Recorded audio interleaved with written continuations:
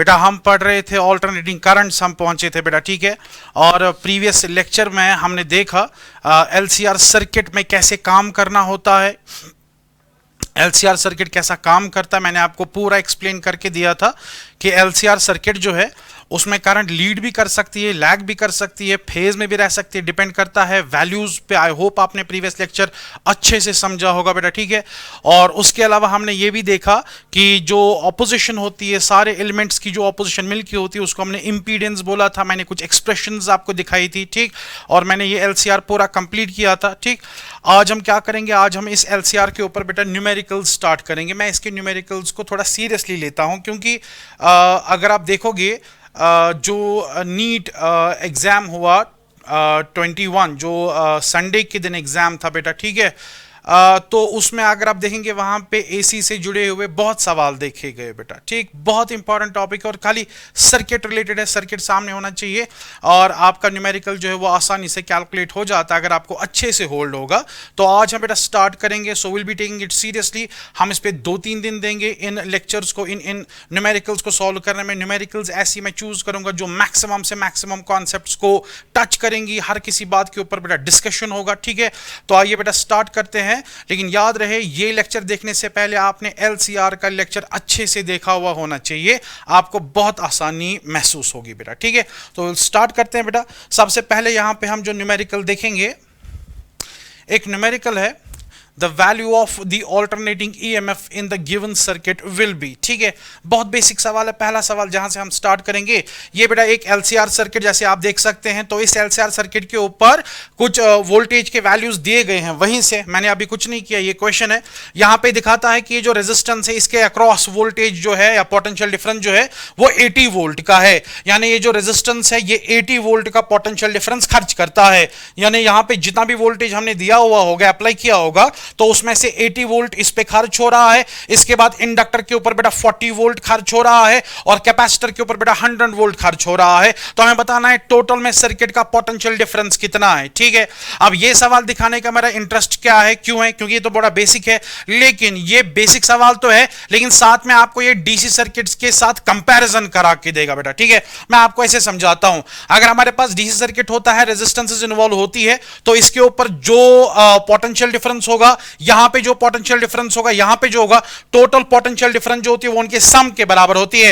लेकिन क्योंकि यहां पे एसी सर्किट है, इसमें हम ऐसे डायरेक्ट सम नहीं करते हैं। आपने देखा होगा बेटा, हमने एलसीआर सर्किट को पढ़ने के टाइम पे देखा था, टोटल वोल्टेज जो यहां पे सर्किट के ऊपर आएगी, total voltage that will be given by,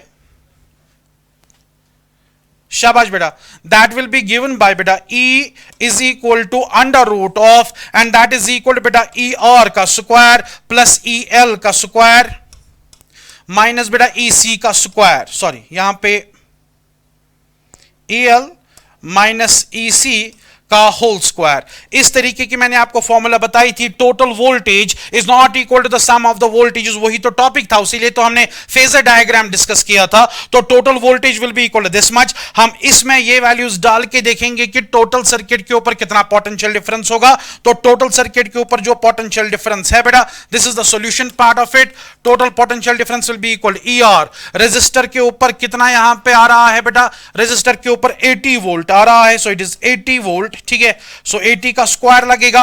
उसके बाद बेटा यहां पे EL का वैल्यू जो है दैट इज इक्वल टू 40 और कैपेसिटर के ऊपर कितना हो रहा है, शाबाश, कैपेसिटर के ऊपर बेटा यहां पे 100 आ रहा है, सो इट इज बेटा 100 एंड देन बेटा स्क्वायर। चाहे आप पहले कैपेसिटर का लिखे या इंडक्टर के लिखे, एक ही बात है, स्क्वायर ही करना है, तो उससे कोई फर्क नहीं पड़ेगी बेटा। सो दैट मींस यहां पे मुझे इसको कैलकुलेट करना पड़ेगा। So this will be equal to 80 का स्क्वायर जो होता है that is equal to 6400 plus यहां पे 40 माइनस 100 जो है दैट इज 60, तो 60 का स्क्वायर जो है दैट इज इक्वल टू बेटा 3600, ठीक है। तो इन दो को जमा करना है, 6400 और 3600, I think they are complementary, तो यहां पे 0 0 बनेगा, ये बनेगा बेटा यहां पे 10, तो यहां पे 6 और हो गया 7 7 और 3 हो गए बेटा 7 और 3 हो गए 10, सो इट इज बेटा 10,000 का जो रूट आएगा बेटा, 10,000 का जो रूट आएगा that will be equal to बेटा 100। दैट मींस टोटल वोल्टेज जो यहां पे सर्किट की होगी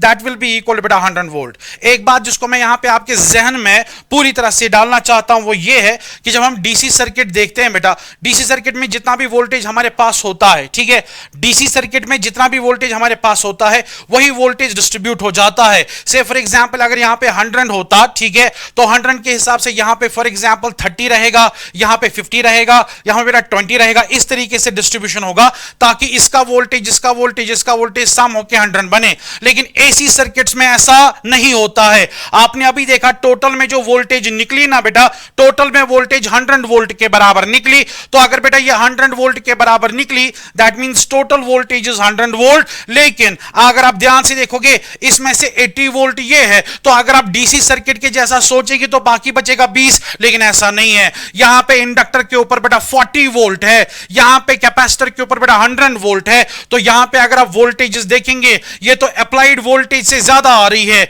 ये ज्यादा इसलिए आ रही है क्योंकि यहां पे हम लीनियर अलजेब्रा नहीं इस्तेमाल करते हैं, यहां पे हम सिंपल सम इस्तेमाल नहीं करते हैं। यहां पे आपको फेजेस देखने होते हैं, इनके दरमियान कितना फेज है, इनके दरमियान कितना फेज है, अकॉर्डिंगली यहां पे डिसाइड होता है। तो यहां पे तो आंसर निकला 100 का, यानी हम यहां पे 100 वोल्ट अप्लाई कर रहे हैं बेटा। 100 वोल्ट का आरएमएस वैल्यू, ऑब्वियसली जो भी वैल्यू हम डिस्कस करते हैं वो आरएमएस होते हैं unless and otherwise they are specified. तो अगर बेटा ये 100 वोल्ट है तो इस 100 वोल्ट को यहां पे ऐसे डिस्ट्रीब्यूट किया है कि ये 80 है, 40 है, 100 है, 100 से ज्यादा आ रहा है। लेकिन क्योंकि यहां पे कैलकुलेशन बेटा फेज रिलेटेड कैलकुलेशन है, दैट इज व्हाई ये ऐसा आ रहा है। आई होप बेटा आपको समझ आ गया होगा।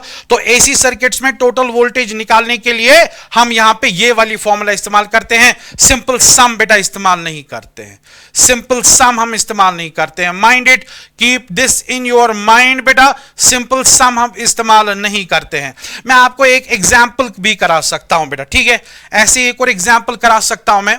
से for example, this an example, से मेरे पास एक रेजिस्टेंस है और मेरे पास एक कैपेसिटेंस है, ठीक है। तो मान लीजिए रेजिस्टेंस के ऊपर मैंने ये एग्जांपल इसलिए करा क्योंकि मैंने यहां पे दो एलिमेंट्स रखे, क्योंकि हमने एलसीआर पढ़ा हुआ है, तीनों का पढ़ा हुआ है।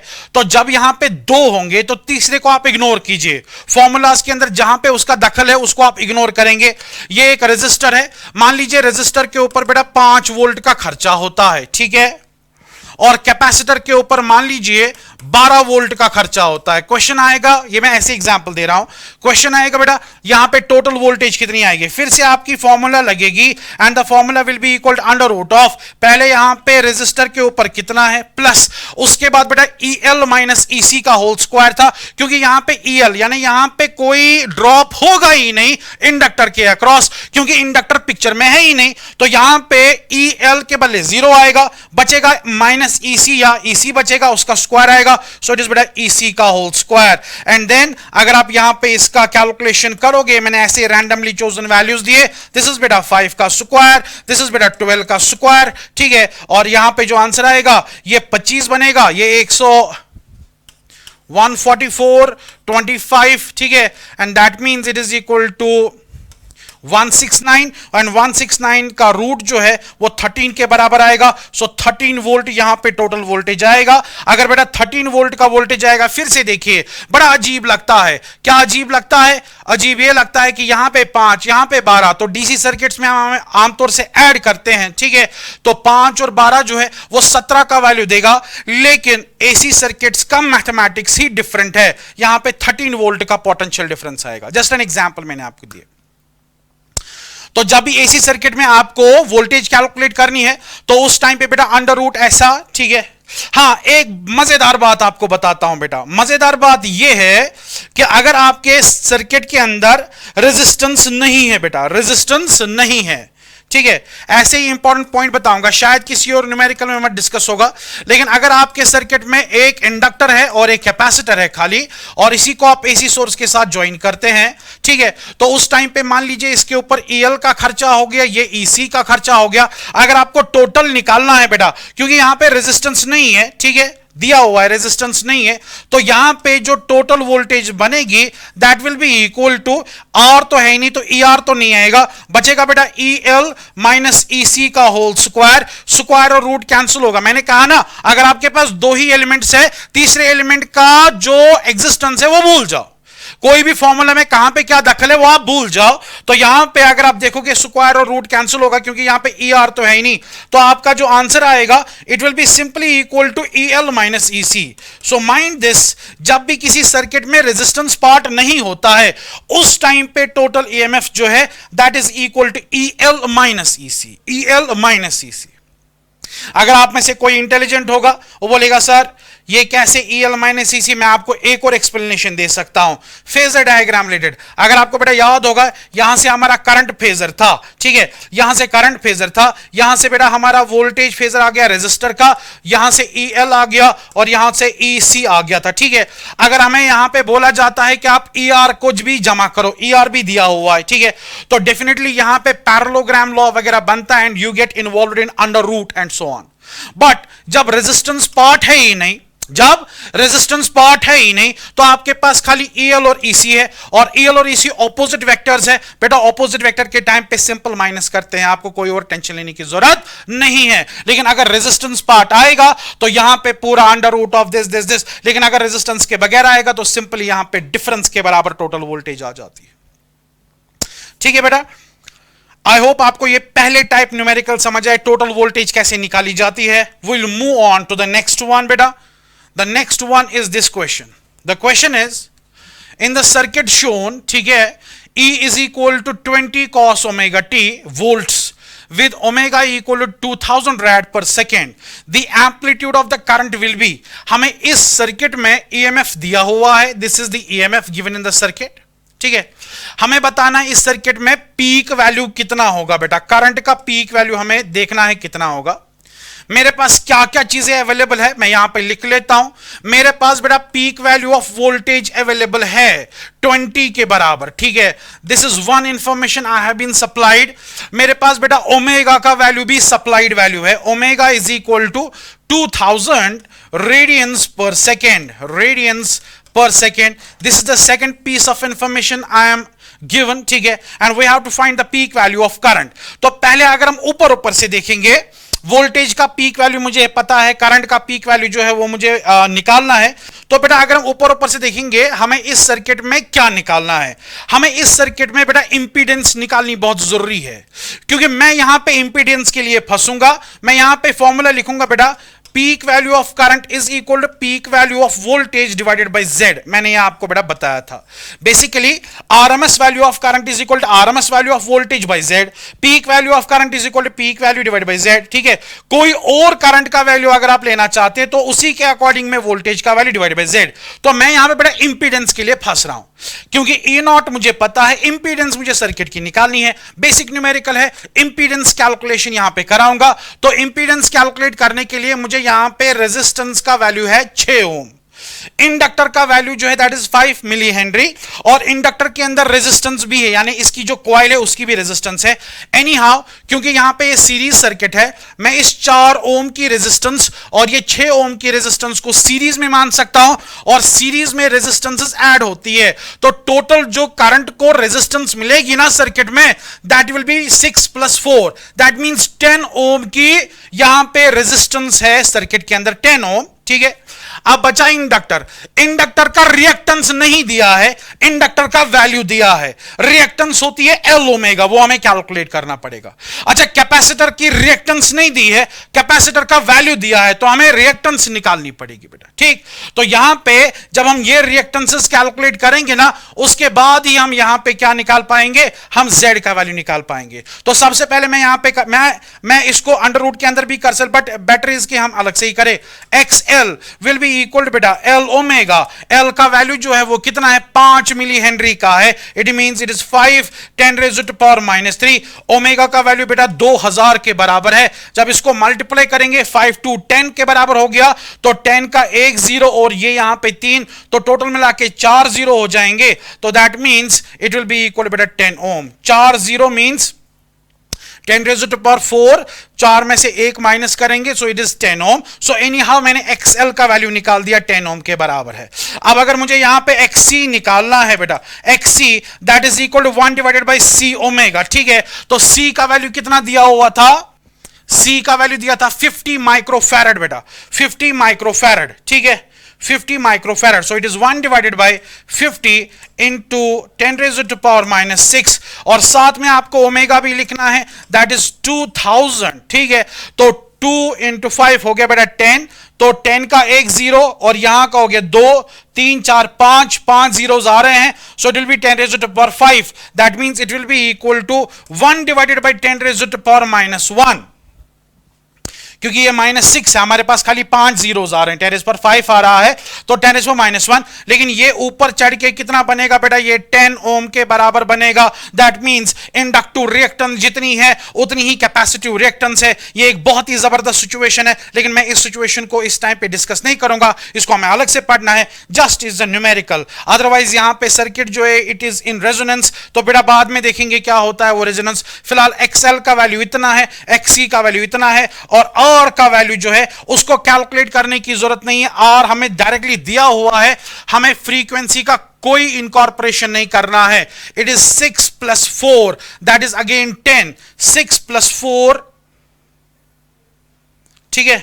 सो इट इज बेटा 6 + 4, आपके लिए लिख रहा हूं, सो इट इज इक्वल बेटा 10 ओम। याद रहे रेजिस्टेंस यानी opposition by the resistor does not depend on the frequency, खाली आर का वैल्यू लिखना है, बाकी XL और XC में ओमेगा भी इंकॉर्पोरेट करना पड़ता है, तो ये इस तरीके का है। तो अगर हम देखेंगे यहां पे जो सर्किट के अंदर बेटा इंपीडेंस होगी, now the impedance of the circuit will be equal to under root of, यहां पे आएगा आपके पास R का square plus XL minus XC का स्क्वायर। पढ़ाया था मैंने आपको, इंडक्टेंस ऐसे ही निकाली, सॉरी इंपीडेंस ऐसे ही निकाली जाती है। सो दिस विल बी इक्वल बेटा, यहां पे R का वैल्यू आएगा 100, ठीक है, प्लस 10 माइनस 10 ये 0 हो जाएगा, 0 का स्क्वायर बनेगा, यहां पे बनेगा बेटा 10, दैट मींस यहां पे इंपीडेंस जो होगी वो 10 के बराबर आएगी। देयरफॉर इसमें करंट जो आएगी, therefore current in the circuit I0 will be equal to E0 divided by Z, and E0 यहां पे दिया हुआ था 20 डिवाइड बाय Z का वैल्यू हमने 10 निकाला,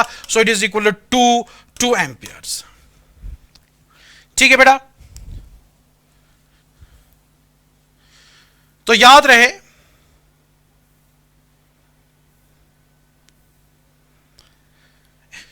इस सर्किट में हमने देखा पीक वैल्यू करंट किसके बराबर, that is equal to peak voltage by impedance. तो मैंने इसकी इंपीडेंस निकालना आपको सिखाया बेटा, ठीक है। एक बात याद रख लेना, अगर आप ये वैल्यूज याद रख रहे हैं ना, 5 मिली हेनरी और 50 माइक्रोफैरड, आप बोलेंगे सर जब भी हम 5 मिली हेनरी और 50 माइक्रोफैरड यहां पे लेंगे, ठीक है, तो XL XC के बराबर आ जाता है, XL XC के शाबाश बराबर, लेकिन ये जरूरी नहीं है। अगर आप यही वैल्यूज ले रहे हैं L और C के, ओमेगा विल डिसाइड कि ये वैल्यूज बराबर आएंगे कि नहीं।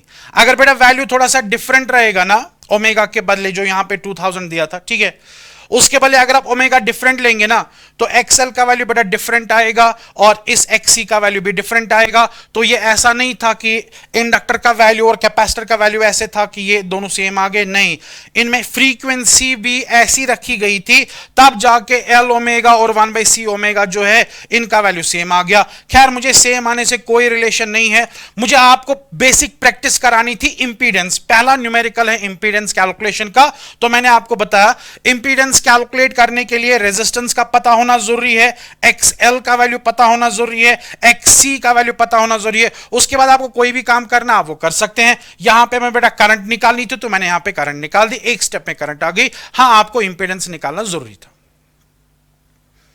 ठीक है। So this is how I have done this, okay बेटा। आगे चलते हैं, बहुत अच्छा। नीट 2021 संडे के दिन ये क्वेश्चन आ गया बेटा। संडे मींस कल, जो आज ये लेक्चर देख रहे हैं, मंडे को जो ये लेक्चर देख रहे हैं, ठीक है, तो कल यानी संडे को ये क्वेश्चन आया था। और भी क्वेश्चंस आए थे एसी में, बड़ा जबरदस्त चैप्टर था ये एसी का, वहां पे इन्वॉल्वमेंट अच्छी खासी थी। तो बेटा ये क्वेश्चन है, और जितना मैंने अभी तक आपको पढ़ाया डेफिनेटली आपको ये क्वेश्चन जो है वो तो आना चाहिए। अब देखिए क्वेश्चन क्या था, क्वेश्चन ये है कि इन सर्किट, इसमें और भी कुछ लिखा हुआ था, मैंने इसको इग्नोर किया, जस्ट हम सर्किट ना डायग्राम रिलेटेड देखेंगे। In circuit shown if peak value of current is 10√2, यानी इस सर्किट में पीक वैल्यू यहीं से दिया हुआ है। The impedance of circuit is, हमें इंपीडेंस निकाली, तो आप बोलेंगे इस तो प्रीवियस क्वेश्चन का रेप्लिका है।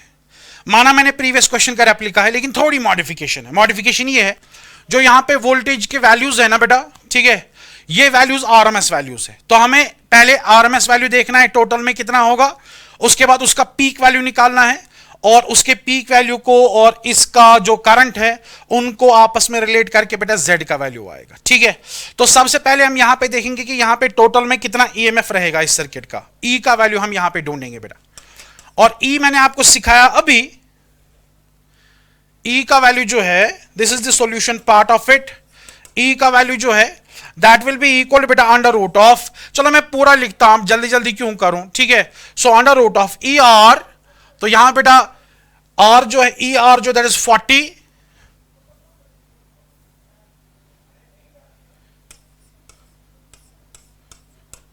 ठीक है।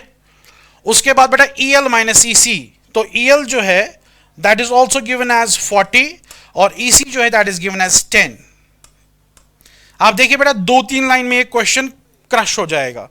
तो यहां पे 40 का स्क्वायर 1600, 40 माइनस 10 30 का स्क्वायर 900, 900 और 1600 जो है वो 2500 बनाएंगे। 2500 जो है वो परफेक्ट रूट है, ठीक है, परफेक्ट स्क्वायर है, sorry, and that is equal बेटा 50। ये ई का वैल्यू आएगा। मगर याद रहे ये आरएमएस है, हर किसी बात को ध्यान से सीरियसली लेंगे हम, जरा सी भी गलती तो बेटा ई का वैल्यू यहां पे टोटल ईएमएफ जो है वो 50 के बराबर आ गया, और ये आरएमएस वैल्यू है बेटा। अगर इस सर्किट में आरएमएस ये है, विच इंप्लाइज बेटा पीक वैल्यू जो होता है, peak value that is equal to E RMS multiplied by √2 का फर्क होता है बेटा, क्योंकि आरएमएस जो होता है ना, E RMS that is equal to peak value by √2, तो हमें पीक वैल्यू चाहिए, so it is equal to बेटा 50√2, ठीक है, volt. This is the peak value of voltage. Now you know peak value of voltage, the peak value of current is also given, so Z can be calculated. Now बेटा peak value of voltage, या चलिए ऐसे लिखते हैं, whatever जैसा भी है, peak value of current is equal to peak value of voltage divided by Z. तो हमें बेटा जेड निकालना था यहां पे, ठीक है, तो यहां पे आपका z का वैल्यू जो आएगा that will be equal to peak value of voltage is equal to बेटा 50/√2 and the peak value of current was given. अगर आप चेक करेंगे इट इज 10√2, तो √2 कैंसिल हो जाएगा एंड यू गेट बेटा 5 ओम। दैट मींस इस सर्किट की टोटल इंपीडेंस बेटा 5 ओम के बराबर है। वेरी इजी, नीट का क्वेश्चन है, आसान क्वेश्चन है बट इन्वॉल्व क्वेश्चन है। आपको यहां पे इन्वॉल्वमेंट दिखाना बहुत जरूरी है, बेसिक बातें पता होना बहुत जरूरी है बेटा, ठीक है। एक सिंपल सा सर्किट दिया हुआ था, ये सर्किट दिया हुआ था, वोल्टेजेस के वैल्यूज दिए गए थे, ठीक है। पीक वैल्यू करंट का यहां पे दिया गया था, पीक वैल्यू करंट का बेटा ये है, और हमें बताया गया था इस सर्किट का इंपीडेंस यानी Z कितना होगा, ठीक है। तो मैंने टोटल वोल्टेज निकाली, जो पहले आरएमएस निकली उसको पीक में कन्वर्ट किया, तो उस पीक वोल्टेज को पीक करंट के साथ डिवाइड किया, तो आपका बेटा Z निकलेगा, ऑब्वियसली Z निकलेगा, क्योंकि ओवरऑल ग्रॉसली ये भी ओम्स लॉ की फॉर्म में ही है। याद रहे similar equation can be written as IRMS is equal to ERMS divided by Z बेटा, ठीक है। तो ये डिपेंड करता है कौन सी करंट, तो वही वोल्टेज, उसी हिसाब की वोल्टेज बेटा, ठीक है। आई होप बेटा आपको ये समझ आ गया। Will move on to the next problem. In series LCR circuit frequency of 10 volt AC source, बेटा हमें यहां पे 10 वोल्ट AC सोर्स दिया गया है, ऑब्वियसली RMS वैल्यू होगा, ठीक है। The frequency of 10 volt AC source is adjusted, यानी इसकी फ्रीक्वेंसी हम एडजस्ट कर रहे हैं, एंड लेट अस सपोज इसकी फ्रीक्वेंसी बेटा न्यू होगी, ठीक है, is adjusted in such a fashion that the reactance of inductor measures 15 ohm। यही तो मैं आपको बोल रहा था, इंडक्टर की जो रिएक्टेंस है बेटा, इंडक्टर की जो रिएक्टेंस है वो खाली इंडक्टर के वैल्यू पे नहीं, वो फ्रीक्वेंसी पे एडजस्ट होती है, ठीक है। इसलिए इसने बोला कि फ्रीक्वेंसी ऐसी रखी है कि इंडक्टर की जो रिएक्टेंस है यानी XL जो है that is given as 15 ohms, and that of capacitor is 11 ohm, यानी XC का वैल्यू जो है वो 11 ओम के बराबर है। If resistance is equal to 3 ohm, यानी अगर रेजिस्टेंस 3 ओम के बराबर है बेटा, ठीक है, the potential difference across series combination of L and C will be, यानी अगर ये सब वैल्यूज दिए गए हैं, हमें बताना है कि इंडक्टर और कैपेसिटर के अक्रॉस कितना पोटेंशियल डिफरेंस है, ठीक है। यानी अगर मैं यहां पे एक वोल्ट मीटर लगाऊंगा और ये वोल्ट मीटर में यहां पे इंडक्टर और कैपेसिटर के अक्रॉस, यानी यहां से एक एंड यहां पे एक एंड, रेजिस्टेंस जो है वो हमें यहां पे वोल्ट मीटर के बाहर बाहर रखना है। हमें देखना है इस एंड से लेकर इस एंड तक पोटेंशियल का कितना डिफरेंस रहेगा बेटा, पोटेंशियल का कितना डिफरेंस रहेगा, ठीक। तो इसके लिए मुझे क्या करना पड़ेगा, इसके लिए मुझे पहले इसके अक्रॉस का पोटेंशियल डिफरेंस कैलकुलेट करना होगा, फिर इसके अक्रॉस का पोटेंशियल डिफरेंस कैलकुलेट करना होगा, फिर इन दो पोटेंशियल्स का हिसाब लगाना होगा टोटल में कितना पोटेंशियल आएगा। लेकिन पोटेंशियल डिफरेंस कैलकुलेट कर, किसी भी एलिमेंट में पोटेंशियल डिफरेंस कैलकुलेट करने के लिए हमें बेटा करंट की जरूरत पड़ती है, ठीक है, करंट की जरूरत पड़ती है। करंट आपके पास है, ऑपोजिशन आपके पास है, पोटेंशियल डिफरेंस निकलेगा। लेकिन करंट को निकालने के लिए, इस सर्किट में कितनी करंट चलेगी वो निकालने के लिए पहले मुझे इस सर्किट की इंपीडेंस निकालनी पड़ेगी। इंपीडेंस डिसाइड करेगी कितनी करंट चलेगी, इंपीडेंस डिसाइड करेगी कितनी करंट चलेगी, और इंपीडेंस जब डिसाइड करेगी कितनी करंट चलेगी, वो करंट जब यहां से चलेगी तो पोटेंशियल डिफरेंस आएगा, यहां से चलेगी तो बेटा पोटेंशियल डिफरेंस आएगा बेटा, ठीक है। अगर आपको ये समझ आ गया तो मैं इसको सॉल्व करना बेटा स्टार्ट कर देता हूं। तो सबसे पहले हम यहां पे इंपीडेंस निकालेंगे, ठीक है। Now the impedance of the circuit is equal to under root of, यहां पे पहले आर का वैल्यू देखना है, आर कितना है, ये 3 है, ठीक है, 3 का स्क्वायर, उसके बाद बेटा एक्सएल, एक्सएल यहां पे 15 के बराबर है, 15 के बराबर है, माइनस एक्ससी 11 के बराबर है, ठीक है, इसका होल स्क्वायर। याद रहे वोल्टेज की इक्वेशन भी, यानी ईएमएफ की इक्वेशन भी इसी के जैसी होती है।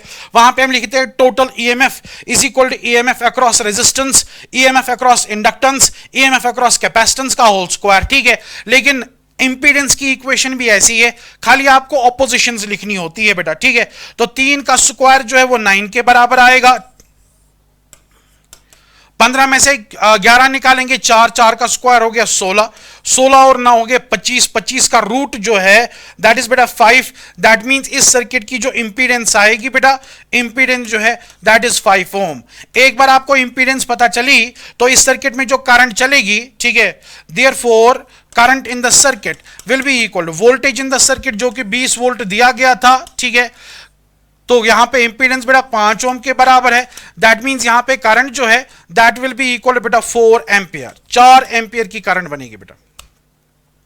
हाँ ये इतना था, ये 20 था, 4 एंपियर की करंट बनेगी। जब बेटा करंट 4 एंपियर की बनेगी, now now now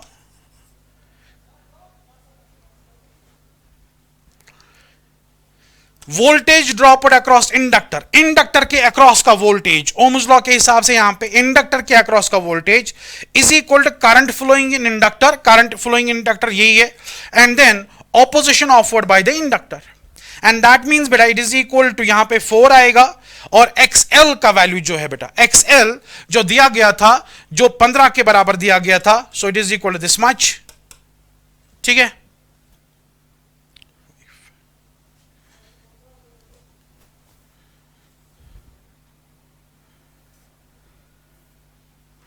sorry it is 10 volt, हाँ लिखने में, वैल्यू लिखने में गलती हो गई, सो इट इज 10 वोल्ट बेटा, कोई बात नहीं है, कोई मसला नहीं है। सो it is 10 volt, 10 by 5 is 2,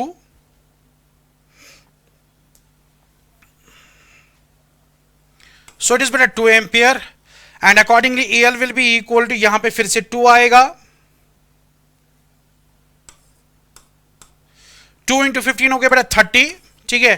this is the voltage across the inductor, and the voltage across the capacitor will be equal to current and XC बेटा, ओम्स लॉ के जैसा एनालॉग लॉ है। तो यहां पे बेटा फिर से 2 एम्पियर आएगा, मल्टीप्लाई करना है, इसका शायद 11 था, ठीक है, 11 ही था ना, फिर मैं गलती कर देता हूं, हाँ 11 ही था, हो गया बेटा 22 वोल्ट, ठीक है बेटा। जब ये 22 वोल्ट के बराबर आ गया EL का वैल्यू, ठीक, तो इसका क्या मतलब है बेटा, ध्यान से देखेंगे, सर्किट्स को बहुत अच्छे से स्टडी करेंगे हम।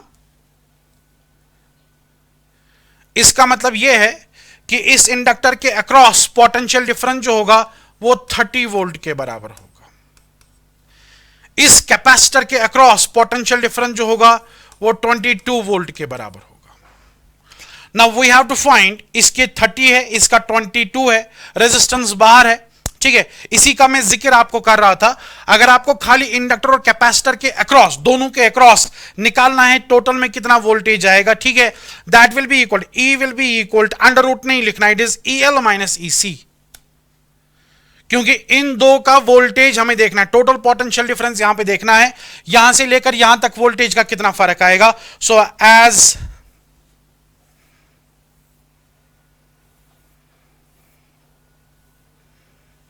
therefore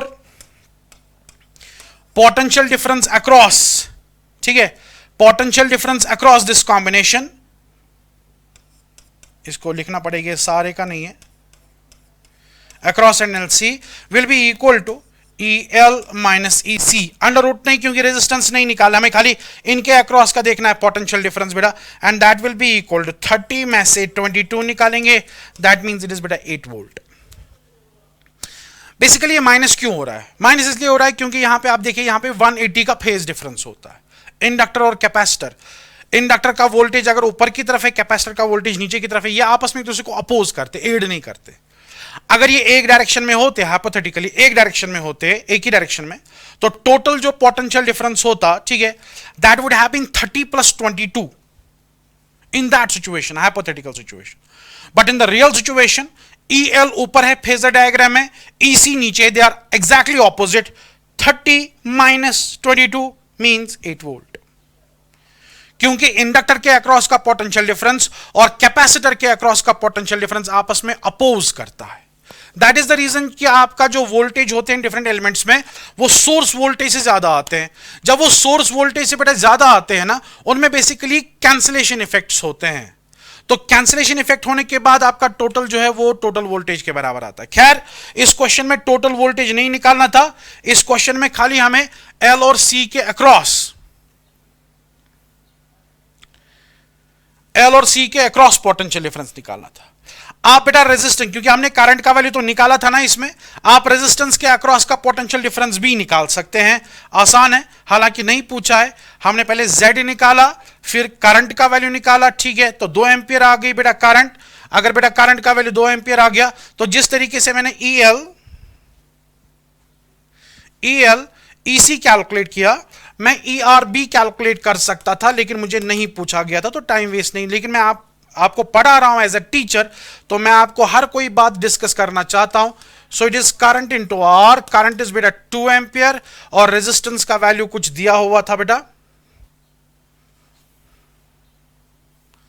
that is 3 ohm. Oh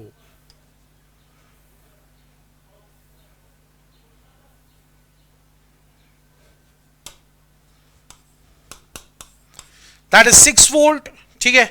that means यहां पे 6 वोल्ट का पोटेंशियल डिफरेंस आएगा, लेकिन खाली हमें बोला था यहां से लेकर यहां तक कितना डिफरेंस है, that is 30 minus 22, not plus बेटा। सो आई होप आपको ये समझ आया। क्वेश्चन का आउटलाइन बता देता हूं।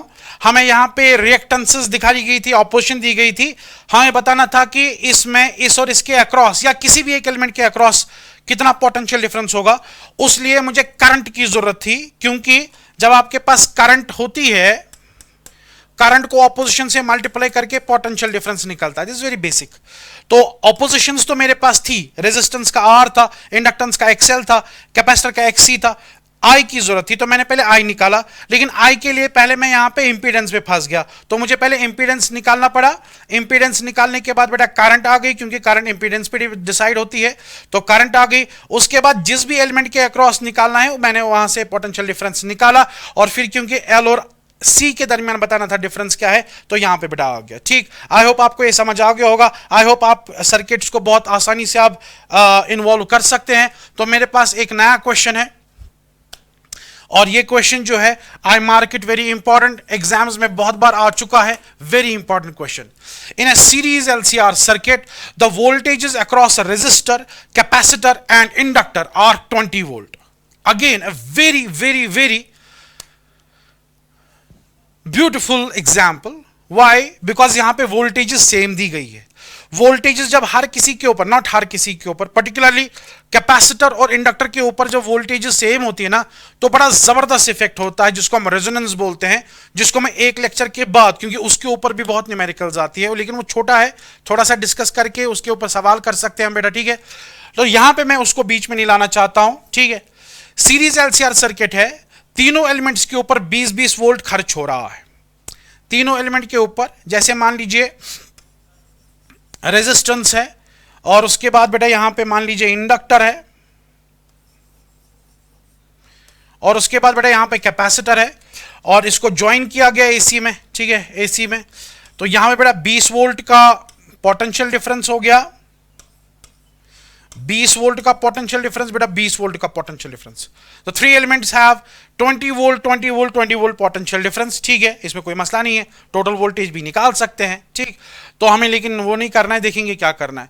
If the capacitor is short circuit, जबरदस्त, if the capacitor is short circuited the voltage across inductor will be. ओ बहुत अच्छा, ये बोल रहा है ऐसे हालत में 20-20-20 डिस्ट्रीब्यूट हो रहा है.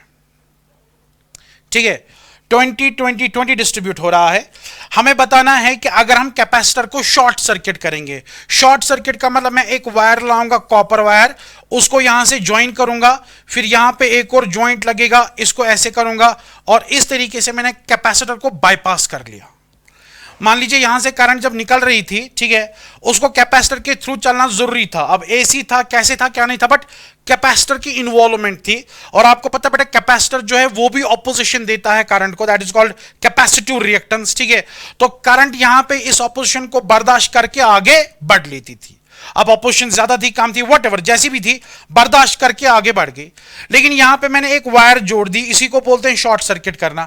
मैंने जब यहां पे वायर छोड़ दी, तो यहां से जब करंट चलेगी ना, फॉर द सेक, हालांकि एसी में डायरेक्शन नहीं दिखा सकते, बट फॉर द सेक आपकी अंडरस्टैंडिंग के लिए, जब यहां पे करंट आएगी, करंट के पास दो रास्ते, एक रास्ता ये वाला है, एक रास्ता ये वाला है. अरे यहां से तो ऑपोजिशन है, यहां से कोई ऑपोजिशन नहीं है, करंट क्यों यहां से चलेगी? सारी करंट बेटा नीचे से डाइवर्ट हो जाएगी.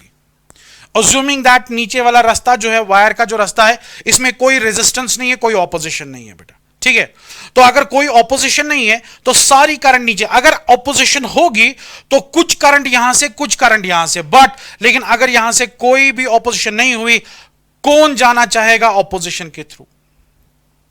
ठीक है, एक रास्ता बंद है, एक रास्ता खुला है. बंद नहीं है, थोड़ा सा तंग कर रहा है कोई वहां से. ठीक है, तो एक रास्ता खुला है, तो हम खुले रास्ते से जाएंगे. That is what the reason, यहां से ऐसा है. तो जैसे ही बेटा आप कैपेसिटर को शॉर्ट, यानी आप कैपेसिटर को सर्किट से निकाल देते हैं. ठीक है, कैपेसिटर को सर्किट से निकालने के बाद इसके ऊपर का वोल्टेज कितना होगा? इसके ऊपर का वोल्टेज क्या चेंज हो जाएगा कि सेम रहेगा? We have to find it. एक बात तो तय है, जब कैपेसिटर को निकालेंगे सर्किट की इंपीडेंस पे फर्क पड़ेगा. जब सर्किट की इंपीडेंस पे फर्क पड़ेगा, दैट मींस करंट पे फर्क पड़ेगा. जब बेटा करंट पे फर्क पड़ेगा, तो हर किसी एलिमेंट के अक्रॉस की पोटेंशियल डिफरेंस जो है वो बेटा यहां पे चेंज हो जाएगी. ठीक है, अगर आप ये समझ आ गया तो मैं इसको यहां पे सॉल्व करना स्टार्ट करता हूं.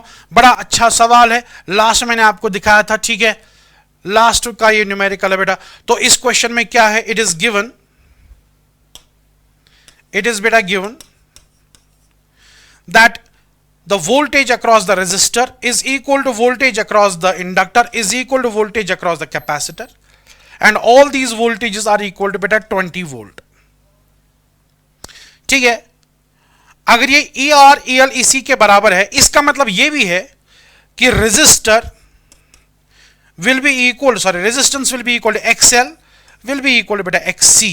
आप बोलेंगे सर आपने ये कैसे लिख दिया? देखो बेटा, जब हम ऑपोजिशन को करंट से मल्टीप्लाई करते हैं, we get the potential difference. ठीक है, अब सीरीज सर्किट है, सीरीज सर्किट में करंट तो एक ही वैल्यू की होगी. तो अगर मैं I से multiply, let us suppose that current is I से मल्टीप्लाई करता हूं, I into R is ER, I into XL is EL, I into XC is, यहां पे I into XC is EC. ठीक है, तो दैट मीन्स अगर मैं करंट को कैंसिल करूंगा तो we will definitely get this. So whenever the voltages across the elements are same, means उनकी ऑपोजिशंस भी यहां पे सेम रहेगी. फिलहाल गिवन इतना है बेटा. ठीक है, now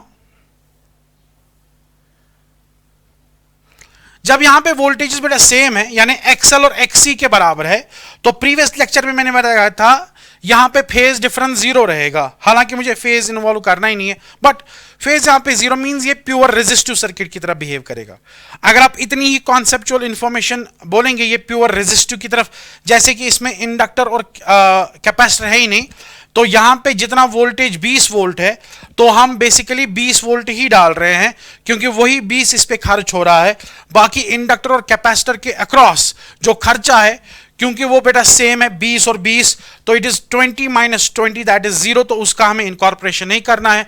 but if you don't have this concept, मैं लिख सकता हूं टोटल ईएमएफ जो होगा दैट इज इक्वल बेटा ई आर, दैट इज बेटा 20 प्लस 20 स्क्वायर प्लस 20 माइनस 20 का square, and that means it is equal to 20। That means total EMF जो है इस सर्किट में दैट इज इक्वल बेटा 20 वोल्ट। इतना तो हमें पता चला बेटा। याद रहे मैंने अभी कैपेसिटर शॉर्ट नहीं किया, आपको मत पता होगा कैपेसिटर शॉर्ट हो, पहले हम सर्किट को इनिशियली स्टडी कर रहे हैं बेटा।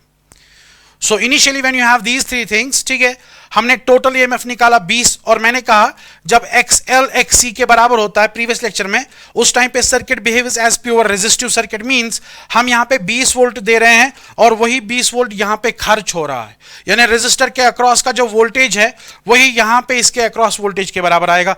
बाकी इन दो का वोल्टेज आपस में कैंसिल हो जाएगा, एज इफ सारा वोल्टेज इसके ऊपर खर्च हो रहा है। बाकी 20 माइनस 20 यहां पे 0 बनेगा। खैर ओवरऑल वोल्टेज मैंने यहां पे निकाली, वो 20 के बराबर है बेटा, ठीक है। अब जब ये 20 के बराबर होगी, ठीक, जब बेटा ये 20 के बराबर होगी, now consider that circuit short circuit हो गया बेटा, कैपेसिटर इज शॉर्ट सर्किटेड। अब जब कैपेसिटर को मैंने शॉर्ट सर्किट किया, यानी कैपेसिटर का वजूद खत्म हो गया बेटा, ठीक है। Now if capacitor is short circuited, so if capacitor is short circuited that means वो सर्किट से बाहर निकल गया, so total EMF will be now written as voltage dropped across a resistor, मगर अब जो रेजिस्टर के अक्रॉस वोल्टेज होगी ना, that will be different resistance, that will be different voltage, या मुझे नहीं पता डिफरेंट होगी कि सेम होगी, ठीक है।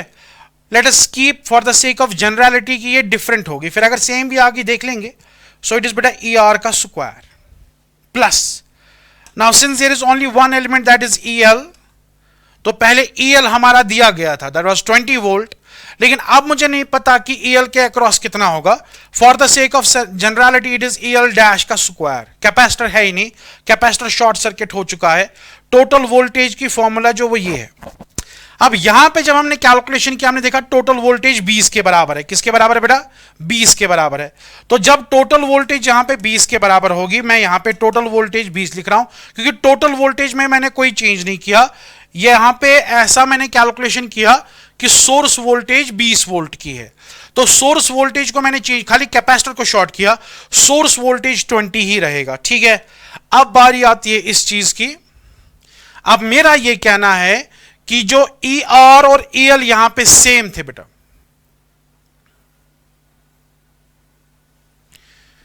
E R E L same थे, इवन ये भी सेम था।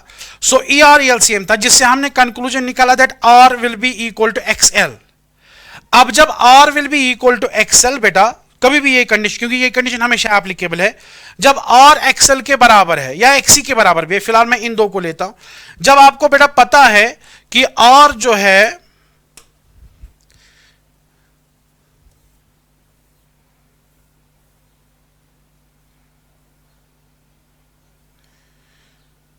आपको बेटा पहले ही पता है इस सर्किट में आर जो है ये एक्सएल के बराबर है,